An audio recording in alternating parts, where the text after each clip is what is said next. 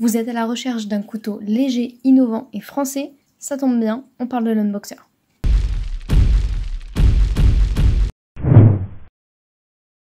Salut à tous et bienvenue sur 50 nuances de DC. Comme je vous l'ai dit en intro, on va parler aujourd'hui de l'unboxer de TB Outdoor. TB Outdoor, vous les connaissez, ceux qui nous ont pondu le CAC, qui a fait pas mal parler de lui.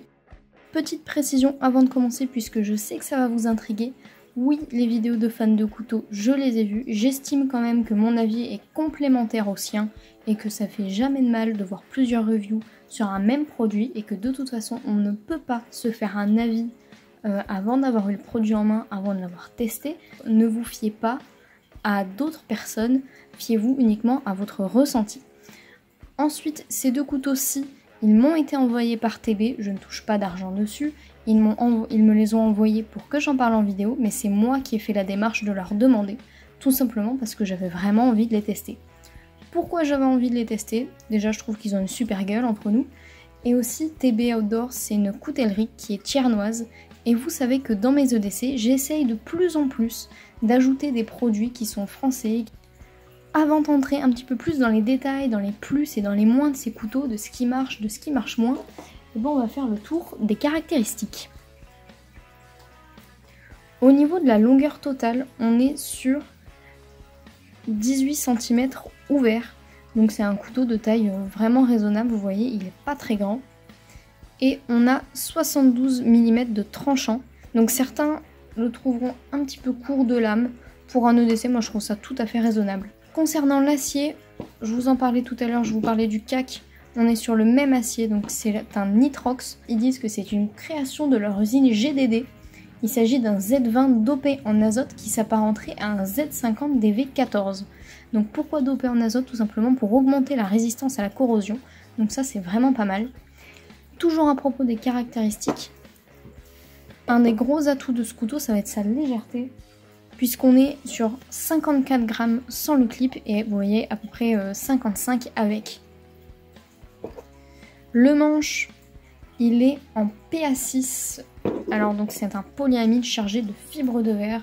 Pareil, c'est le même que sur le CAC, il me semble que c'est aussi ce genre de manche qu'on retrouve sur les Kiana. D'ailleurs, je vous montre la souplesse des plaquettes parce que je sais que ça va m'être demandé.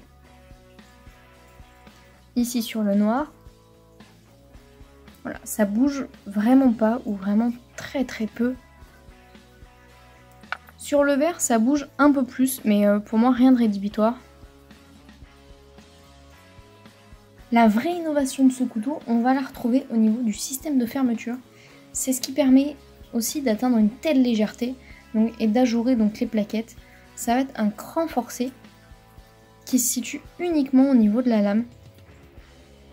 Donc, je vais démonter le couteau et on va regarder ça ensemble.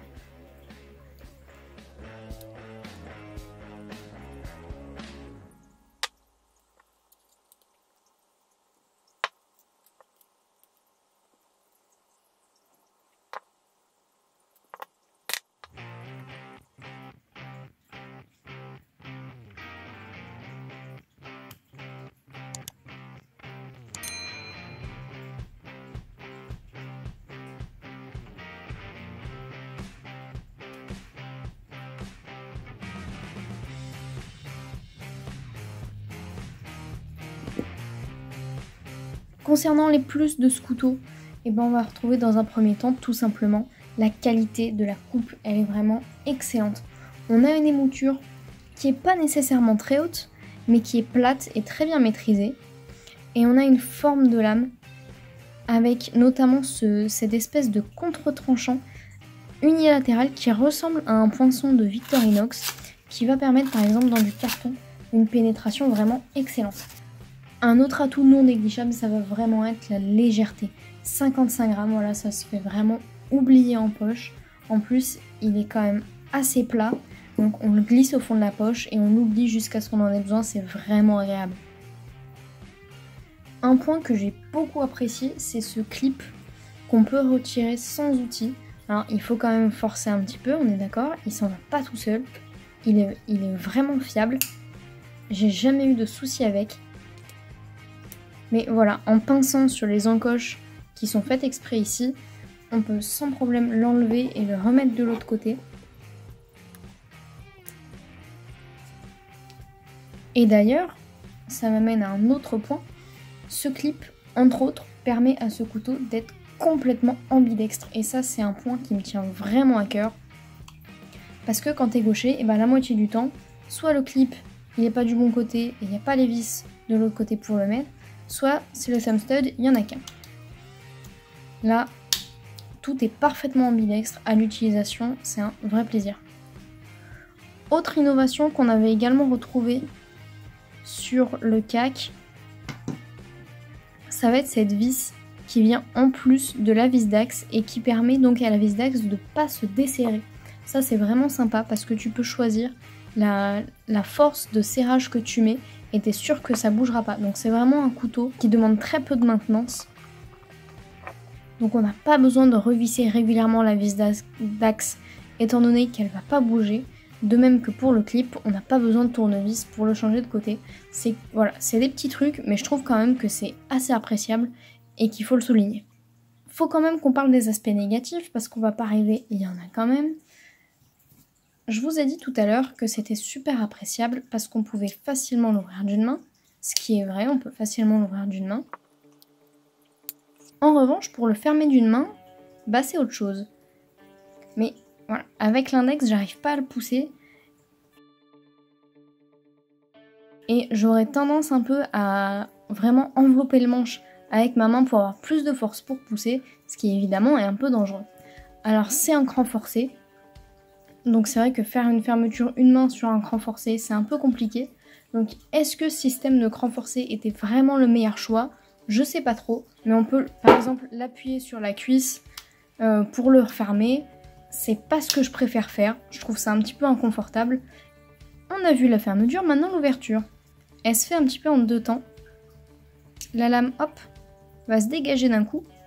Et là, alors je sais pas si c'est moi, mais comme il y a ce talon un peu dépassant, là j'ai juste envie d'un petit flipper. Alors bon, évidemment, c'est pas fait pour, donc ça marche pas, surtout que on a le passage du cran. Mais c'est vrai que ça peut être éventuellement une possible amélioration. Esthétiquement, un flipper là-dessus, je suis pas sûre que ça le fasse. N'empêche que sur des prochains modèles, l'idée peut être à réfléchir. Je sais pas si vous avez remarqué, mais ici on a des petites cannelures. Alors, elles sont là uniquement en position fermée, et quand on ouvre le couteau, elles se retrouvent là. Donc elles sont cachées, on les a jamais sous le doigt. La question est, pourquoi est-ce qu'on n'a pas des cannelures ici? Pour moi, la réponse elle est toute trouvée. C'est vrai que les cannelures, c'est sympa sur les coupes en force. Ce couteau-là, il n'est pas fait pour les coupes en force. Donc je reproche pas du tout l'absence de cannelure ici. Par contre, je me demande juste pourquoi elles sont là. Je pense que c'est complètement esthétique.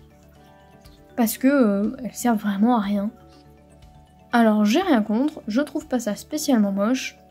Juste, c'est un truc à noter. Dernier point qui m'interpelle, la lame. Au niveau de l'émouture, elle a des petites rayures. Alors j'ai pas eu la présence d'esprit de regarder l'état de la lame quand je l'ai déballée. Le fait est que j'ai l'impression, quand on appuie, que la lame vient frotter contre les plaquettes. Alors j'ai envoyé un message à TB. Apparemment ce sera un défaut de conception. Je peux pas vous l'affirmer étant donné que j'ai pas pensé à vérifier la lame directement en sortie de boîte. Après, très correct, ils m'ont proposé de l'échanger, pas de souci. N'empêche que ça laisse quand même songeur. Alors au final, ce petit couteau, qu'est-ce que j'en pense? À mon humble avis, c'est un couteau qui est vraiment pas mal pour un EDC urbain. Il s'appelle le Unboxer, il s'appelle pas le Bushcrafter. Donc c'est clair qu'il n'est pas destiné à des tâches lourdes. Donc de toute façon, il n'y a pas de blocage dans la lame, il n'y a pas de platine. Donc vraiment, préférez-lui un fixe, préférez-lui à la limite un pliant vraiment solide comme le CAC. Mais voilà, on est vraiment dans des petites tâches urbaines. Il est vrai que la ligne, elle est innovante, on se rapproche un peu des standards américains, de ce que font certaines entreprises chinoises, etc. Mais après, dans le fonctionnement, on reste assez classique pour du français, avec un cran forcé, avec une fermeture qui se fait quand même plus facilement à deux mains. Donc je dirais qu'on a encore des petits progrès à faire, et que si on faisait un mix entre l'Unboxer et le CAC, ce que TB est entièrement capable de faire, on arriverait à sortir un bug out français. Et franchement, moi j'ai hâte. Hop hop hop, partez pas, j'ai des trucs à vous dire. Un peu de teasing sur les prochaines vidéos. On va parler donc du Lierand nouvelle génération. On va parler de Olight, donc j'ai celle-ci que j'ai reçue il y a très peu de temps. J'en attends encore une autre. Celle-ci va venir s'intégrer à un EDC vert, donc avec l'unboxer, avec d'autres choses que vous avez commencé à voir sur Instagram, avec d'autres produits également qui sortiront éventuellement de la wishlist. Il y a un EDC orange qui est dans les tiroirs depuis longtemps qu'il faut que je vous filme. Je vous l'ai pas dit, mais pour cette vidéo, j'ai utilisé pour la première fois la softbox qui m'a été offerte via la wishlist Amazon.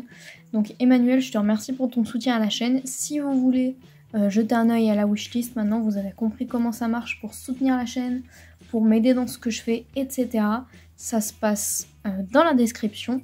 Et je vais vous montrer là tout de suite la différence avec la softbox et sans. Donc là, elle est allumée et là, elle est éteinte. C'est quand même pas mal, hein. Merci encore une fois à TB Outdoor pour l'envoi de ces deux unboxers. C'est vraiment des couteaux que j'aime bien. Merci à vous d'être restés jusqu'à la fin de la vidéo. Merci d'être toujours plus à vous abonner. On a dépassé les 2000 il n'y a pas très longtemps. C'est vraiment dingue. Je crois qu'avant le confinement, on était à quelque chose comme 600. Donc ça allait super vite. Pensez à vous abonner si vous n'y êtes pas encore. Pensez à liker la vidéo si elle vous a plu. À commenter si vous avez des questions, si vous avez des remarques. Si vous n'êtes pas d'accord avec ce que j'ai dit, parce que c'est aussi intéressant d'en débattre et les commentaires sont là pour ça. On se retrouve dans la prochaine vidéo. Salut!